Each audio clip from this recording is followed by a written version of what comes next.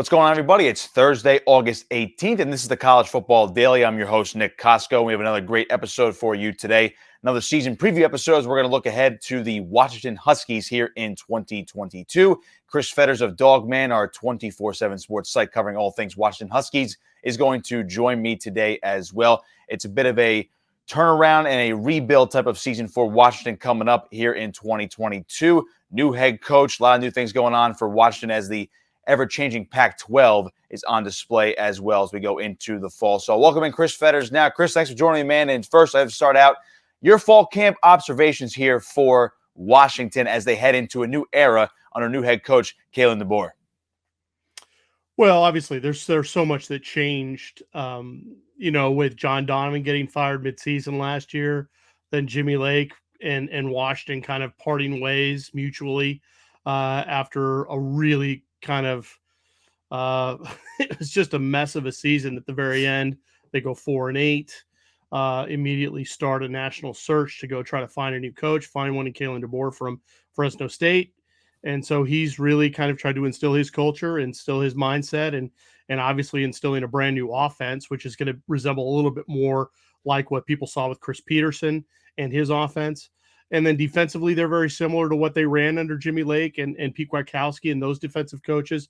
But the only major difference is that the nickel they run is a little bit more hybrid safety linebacker instead of the kind of maybe classical corner safety hybrid. So in that sense, there hasn't been a ton that's changed overall, except for obviously when you go through regime change, you obviously expect to see kind of maybe a new sense of energy, a new enthusiasm, and those kinds of things. And we've certainly seen that not only, during the spring football in April, but through about a half dozen practices here so far through fall camp. So my follow-up to that is, what has been the adjustment, under Kalen DeBoer going into his first season? What have you noticed that's been different compared to the Jimmy Lake era? Well, I would say for sure offensively, they brought in some new faces at quarterback and running back specifically to compete and to kind of bring their style of offense up to the kind of offense that they want to run. At quarterback, they brought in a former three-year starter at Indiana and Michael Penix Jr. He's a guy that's well known, obviously, in Big Ten circles, probably not as well known out west. A kid that he had a lot of success in Bloomington, but he couldn't stay healthy. And that was kind of the big thing for Penix, is that he's got to overcome some injury concerns and things like that. But he's a great fit for DeBoer because him and DeBoer were connected when DeBoer was the offensive coordinator at Indiana in 2019. So there's connections there. And then at running back, Washington had a ton of running backs coming back for the 2022 season. The only problem is they had two of their main guys, Richard Newton and Cameron Davis, were both hurt during spring football. Emeka Megwa, who was a big-time Texas recruit who came up as a freshman, never could get healthy and has since gone through the transfer portal. So they already miss out a number of guys. They had a couple graduate in Sean McGrew and Kamari Pleasant. So this thing was really starting to get overhauled in a big way. And then Ryan Grubb and Lee Marks, the running backs coach, brought in a transfer from New Mexico and Aaron Dumas. And then midway through spring ball, they actually were able to get the signatures of two other transfers, one from Virginia in Wayne Telapapa, and then one from Nebraska in Will Nixon. So there's a ton of new names in the running back room. Already seeing that those transfer guys are starting to make an impact. Would expect to see a lot of those guys play this fall. And, but other than that, in terms of major changes offensively, you're going to see a lot more in terms of scheme and philosophy from them. Like I said earlier, probably it's going to look to the casual Washington fan as something that Chris Peterson would have run more than what they saw under John Donovan and Jimmy Lake. So speaking of Michael Penix Jr., you just mentioned him, the Indiana quarterback, or the former Indiana quarterback, rather, who just transferred in this season. As you said, he was banged up with injuries and struggles over the last year plus after a pretty good 2020 campaign for the Hoosiers. So what have been your biggest impressions of Penix Jr., and does he have a firm grab on that starting quarterback position for the fall? Well, initial impressions is that clearly he's a veteran. He knew how to jump right into practice. He understood the drills. He understood what was being asked of him. He came in, and like if you were a Washington fan and you didn't know anything about Michael Penix, you would have thought that he had been there for a few years already. He just kind of fit in with the other two quarterbacks that are in the middle of that competition, Dylan Morris and Sam Heward. They all three of them have been competing heavily for that position. But that was the first thing that stood out, was that he just kind of fit in right away. And there was very little drop off in terms of trying to bring in a new quarterback with a new system, a new understanding. I think the only thing that he probably had to learn right away that was kind of foreign to him would have been the terminology. So that was the biggest thing that stood out to me. And in terms of the actual competition itself, we really feel like Penix is probably slightly ahead of both Heward and Dylan Morris. That said, Kalen DeBoer has been on record from day one as saying that they're going to go through this full competition. They're not going to name a starter. They've gone through about a week of practice already. All three of them have had moments where they've really stood out, and they've also had moments where they haven't played as well. But that being said, if I had to pick a starter today, I do think it would be Penix. I'm interested now on the defensive side of things. Washington is very, very known for producing a lot of great defensive backs. Now, I have a few names to rattle off here for you. You mentioned Devon Banks, Elijah Jackson, among others. I mean, I believe I went to one of your recent observation pieces on Dawgman, of course, and you mentioned how the competition for that cornerback spot is probably one of the best on the team. What are your big impressions of that position group going into 2022? Yeah, the biggest thing, obviously, they're having to replace a couple of really big-time guys in Trent McDuffie and Kyler Gordon. Both those guys getting drafted very, very high in this last NFL draft. As you said, Washington has had a reputation recently, especially under Jimmy Lake, to have a lot of those defensive backs go pro. A Buda Baker, Sidney Jones, Kevin King, Keith Taylor now doing his thing at Carolina. So he's had a number of guys go through. Taylor Rapp with the LA Rams. So who's the next in line? Well, they had a few guys that you mentioned, Devon Banks and Elijah Jackson. They brought in a transfer from UC Davis by the name of Jordan Perryman, and he's been a really, really bright spot for them so far. He brings a lot of swagger to the position, a lot of attitude. His one-on-one battles with receiver Rome Odunze have been phenomenal to watch all fall camp so far. I expect Jordan Perryman to be one of those starting cornerbacks.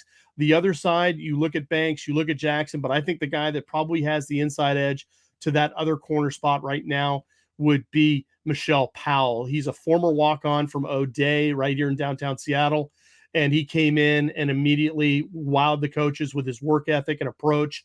Got better, got bigger, stronger, faster, and now he's on scholarship. And so I think those two guys, Perryman and Powell, are probably the ones that you'll see at corner. And then at safety, they've got a ton of veteran guys coming back. Probably the biggest names would be Alex Cook, and then Asa Turner, Cameron Williams, and then Julius Irvin. All four of those guys have had starts under their belts in their Washington careers, have had a lot of reps and a lot of turns under their belts.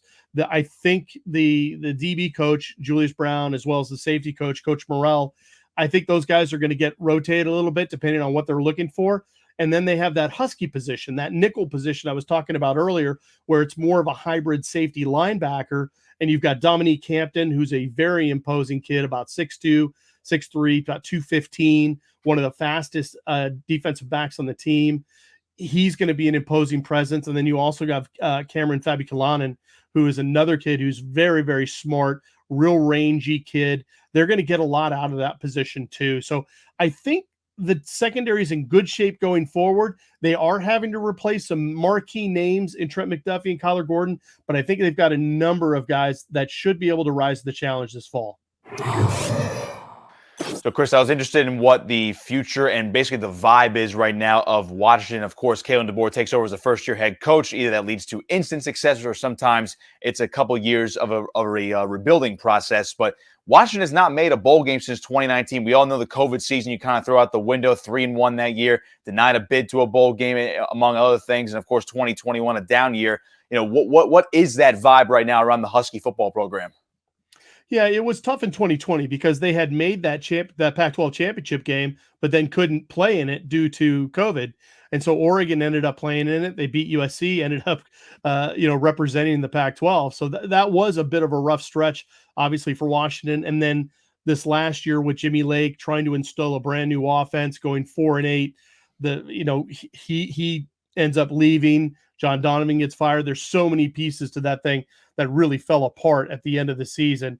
And so it's just one of those things where, I think the confidence obviously was very low going in, but I think they got the right man in Kalen DeBoer because he's shown that he can build a program back up. He started at Sioux Falls, and I think his record was pretty ridiculous, like 67-3 or 69-3 or something. He was winning national championships there, and then he went around a little bit as an offensive coordinator at places. We talked about Indiana. I think Eastern Michigan was another place. He's done his work. He's put in the work to get to this point. And then the last 2 seasons at Fresno State, he's certainly shown that he can build a program and really take it to where he wants to go. So I think everybody is cautiously optimistic at Washington that they've got the right man for the job. I think they were looking for a guy that had kind of a Chris Peterson vibe about him, a guy that can build a program, do it the right way, do it positively with reinforcement. And I think they found the right guy. But again, last year they started the season by losing to Montana. Their season opener right now is September 3rd against Kent State. As everybody knows nationally, you don't sleep on the MAC teams. Those guys can come up and bite you at any time. So they know they've got a lot ahead of them. They play Kent State, then they play Portland State, but then they've also got to host Michigan State, third game of the season. That's a marquee game, not just for this program, but for the entire Pac-12, especially what's going on right now with realignment, everything like that. The West Coast football needs to start making a statement that they can compete with the rest of the country. This is going to be one of the marquee games, along with Utah, Florida. You've got Georgia, Oregon. You've got a lot of different games that are coming up. And Washington and Michigan State is going to be another one of those games where Kalen DeBoer can really kind of put his imprint on things and put his stamp on this stuff early to kind of tell people we're ready to go, we're ready to roll. 4-8 was not representative of what Washington was last year. They've got the talent not only to go bowling, but maybe even to try to win a Pac-12 title. I guess that's why they call the early season slate Maction, of course. So before we dive into your season prediction, Chris Fetters with me, of course, on the College Football Daily of Dawgman, our 247 Sports site covering all things Washington. I'm interested in the future of the Pac-12. As you mentioned, how there's a lot of buzz, of course, about realignment. We know USC and UCLA are headed to the Big Ten in just 2 years from now. What's the future of Washington hold? I mean, do you think they would be one of those teams to join the Big Ten, Big 12, or part of a new Pac-12 moving forward at some point whenever the conference decides to say, you know what, this is X, Y, and Z. That's what we're going to do. What day of the week is it? Because it changes by the day. It feels like. I think initially when USC and UCLA were announced going to the Big Ten in 2024, I think a lot of people, the instant reaction was the Big Ten was probably going to keep trying to go out west a little bit to try to find some partners for the LA schools. Washington and Oregon seemed to fit that particular MO strongly. But then everything kind of stopped. I think everybody was kind of waiting for Notre Dame to try to see what they were going to do. And then now all of a sudden it sounds like ESPN's not going to be a part of the Big Ten anymore at all in the future in terms of broadcasting. So there's so many different parts going on. There's also the Big 12. They're trying to get a piece of it. There was that kind of little tete-a-tete between Brett Yormark of the Big 12 and then obviously George Kliavkoff of the Pac-10 or Pac-12 trying to kind of trade barbs a little bit during their media days and talking about kind of cannibalizing their these other conferences to try to make their own thing work. Right now, I think if you're Washington and Oregon, it feels like you're kind of linked at the hip in terms of these media rights. I don't think they're going to sign long-term deals. I think they're going to try to find some lucrative short-term deals. Where streaming plays into any of this, I don't know. Do you bring in an Amazon? Do you bring in an Apple? I think the West Coast has a lot of things going for it in that regard. The fact that ESPN now might play a bigger part in what happens in the West Coast, that could be a factor too, because the one thing that the West Coast does have is they do have that marquee game for Thursday nights, Friday nights, Saturday nights. They have that time slot that no one else in the country has. So if they can really maximize their opportunities with those TV slots, they might be able to get something a little bit. But right now, I don't see any Pac-12 team, especially Washington or Oregon, signing away their grant of rights for any long period of time. I don't really see them, really going for a long-term media deal at this point. I think they're just going to sit back and wait a little bit, see if the Big Ten wants to continue to add teams. If they do, I think Oregon and Washington could be right there at the top of the list of teams that they want to add. But at this point, who knows? So to finish this off, Chris, we'll go back to the current time, okay, the present day, 2022. Washington in 2022, first year under Kalen DeBoer. Your season prediction, how does this Washington Huskies team finish this fall? Well, they should be able to win the first two games, and they should be able to get off to a decent start. The Michigan State game, again, a real bellwether game. If they can win that game, then they've got Stanford right after that. They could really go on a little bit of a run. They do have a couple tough games. Obviously, they play Oregon.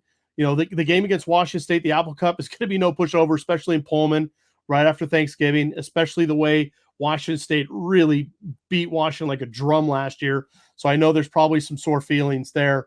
I think, to be honest with you, I think that they're going to be bowl eligible. But again, going from 4-8, how big of a turnaround can you possibly expect? I think, honestly, 7-5 would be really, really good.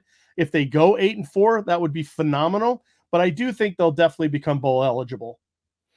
We'll leave it at that. Chris Fetters of Dawgman joining me here on the College Football Daily. Chris, where can everybody find you and, of course, the site on social media?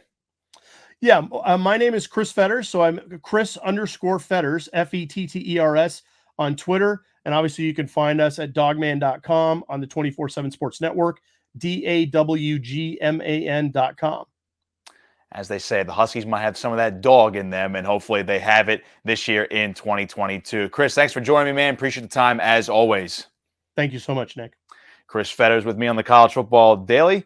And, well, yeah, I can't believe what we're going to see here in 2022, basically a new Pac-12 in the future, but in the current time, maybe a new Washington team, and maybe they'll get back to owning the Pac-12 or being near the top of the Pac-12 as well moving forward under Kalen DeBoer. Going to be a fascinating team to watch this coming season.